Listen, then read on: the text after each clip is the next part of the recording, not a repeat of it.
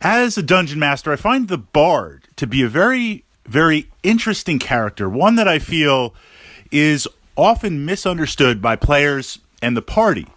Part of this is expectation, and I think the other part of this is having a variety of new players coming from a digital MMO background, where the focus tends to be on DPS and min-max. Not to say that there's anything wrong with that. There are a lot of ways to play D&D. All are viable. But if we just look at pure stats, if we just look at the character sheet itself and what's written or printed on there as opposed to the capability of what it's able to do in the hands of a good player, this is where I feel the bard really shines. The bard, we're going to put bard song aside for a moment. The bard has a little bit of everything. Some rogue abilities, the ability to cast spells, some lore, pulls in a bunch of different things from different character classes. Fighting abilities, kind of on par with the monk, tier 2. I mean, the bard is not a tank, is not a massive close combat damage dealer, but they've got some finesse. They can hold their own long enough and a decent hit point pool to do that. So a little bit of everything. Just as a way to illustrate magic users, wizards, arcane classes being the extreme, it's easy to say, well, look, a bard can cast spells, but they're never going to be as good as a mage because they're going to cap out, and the really, really awesome 6, 7, 8, 9th level spells, they're never going to have access to that. So a mage is just going to blow them out of the water. Likewise, some of the rogue abilities, a rogue is going to blow them out of the water. Well, correct. Absolutely. But a bard is not a rogue. A bard is not a wizard. A bard is a bard.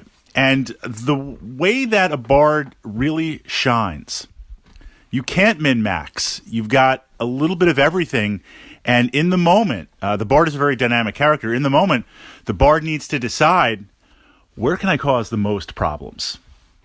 Where can I cause, for the party, good stuff, for the DM, where can I cause the most problems?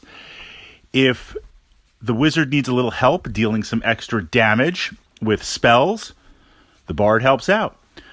If there's a couple of monsters moving to intercept the fighter and the barbarian to try and block them, I'm trying to throw some trash mobs at the heavy hitters just to wear them down, bard can jump in and fight along with them. If the rogue needs a little bit of extra help, sticky fingers, a little pickpocket, bard can jump in. I mean, the bard is really the ultimate support class in D&D. And from that perspective, it's very, very valuable. From the perspective of, if I can tie up the wizard in the party, if we're looking at the primary characters, if I can tie that wizard up, then if there's no bard in the party, I know, okay, magics are out. I've got the magics locked down for a little bit. It's going to buy me some time. But if a bard is playing, well, who do I try to take out in terms of magics?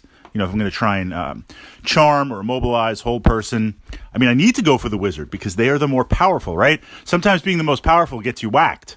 So I'm going to go for the wizard. That's where I have to tactically go for as a DM. But the party still is going to have spell capabilities through the bard. And then we layer over the bard song. Now, this is a little bit different depending on the edition of D&D. This is a little bit different depending on feats and your decisions. But what's interesting about the spells through songs is that they're party-wide, they buff, they're situational. Again, it's kind of like the bard saves the party a lot of money because a lot of the buffs that a bard can convey, you don't need potions for. That frees up spell slots for the wizard, for the cleric, maybe for the druid too. The bard just has these universal on-command free buffs. Very, very tasty, very, very nice, especially the radiuses of it. If you're playing in a big game, we looked at this last week, I pushed up to my archive, playing a 15-player D&D game. There needs to be a bard in there. That's free buffs, free candy for everybody that shows up just with having a bard. So don't look at a bard, don't play a bard as min-max. You just can't. You'll never break the numbers. But if you look at it as the ultimate support class, that's where its strength and utility really, really shines through.